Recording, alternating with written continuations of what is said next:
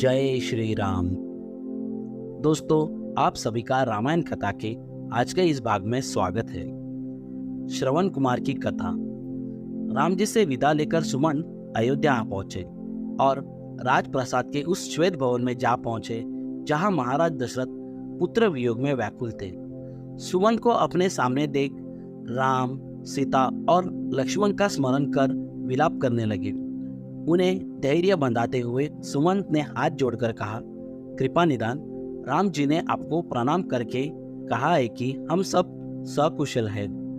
माता कौशल्या के लिए संदेश दिया है कि वे महाराज की हृदय से सेवा करें और माता कैकेयी के प्रति हृदय में किसी प्रकार का कलुष न रखे।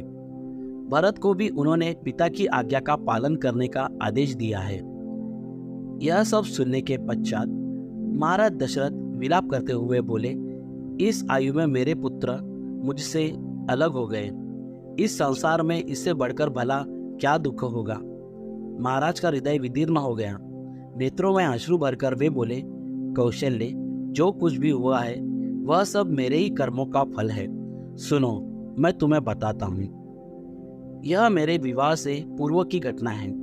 एक दिन संध्या के समय अकस्मात में धनुष बांध ले रथ पर सवार हो शिकार के लिए निकल पड़ा। जब मैं सरयू के तट के साथ साथ रथ में जा रहा था तो मुझे किसी की आहट सुनाई दी, मानो वही कहीं नजदीक कोई वन्य जीव हो। इसलिए मैंने उसकी शिकार करने हेतु तीक्ष्ण शब्द भेदी बाण छोड़ दिया। बाण के लक्ष्य पर लगते ही किसी जल में गिरते हुए मनुष्य के मुख से यह शब्द निकले, आ मैं मरा। मुझ निरपराध को किसने मारा?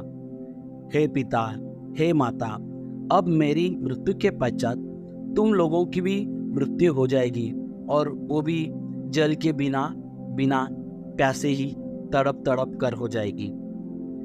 इससे मुझे ज्ञात हुआ कि वहां कोई वन्य जीव नहीं था। वास्तव में वह शब्द जल में डूबते हुए घड़े का था। और उन वचनों को सुनकर मेरे हाथ कांपने लगे और मेरे हाथों से धनुष भूमि पर गिर पड़ा। दौड़ता हुआ मैं वहां पर जा पहुंचा जहां पर वह मनुष्य था। मैंने देखा कि एक वनवासी युवक रक्त रंजित पड़ा है और पास ही एक औंधा घड़ा जल में पड़ा है। मुझे देखकर क्रुद्ध स्वर में वह बोला, राजन, मेरा क्या अपराध था जिसके लिए आपने मेरा वध करके मुझे दंड दिया है? क्या यही मेरा अपराध है कि मैं अपने पैसे वृद्ध माता पिता के लिए जल लेने आया था? यदि आपके हृदय में किंचित मात्र भी दया है तो मेरे प्यासे माता पिता को जल पिला दो, जो निकट ही मेरी प्रतीक्षा कर रहे हैं। किंतु पहले इस बाण को मेरे कलेजे से निकालो, जिसकी पीड़ा से मैं तड़प रहा हूँ। यद्यपि मैं वनवासी हूँ, किंतु फिर भी मैं ब्राह्मण नहीं हूँ। मेरे पिता वैश्य और मेरी माता शूद्र है। इसलिए मेरी मृत्यु से तुम्हें ब्रह्मा हत्या का पाप नहीं लगेगा।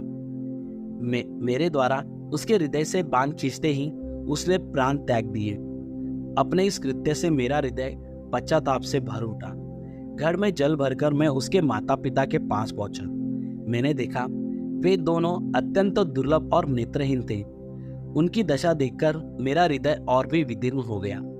मेरी आहट पाते ही वे बोले, बेटा श्रावण, इतनी देर कहाँ लगाई? पहले अपनी माता पिता को पानी पिला दो, क्योंकि वह प्यास से अत्यंत व्याकुल हो रही है।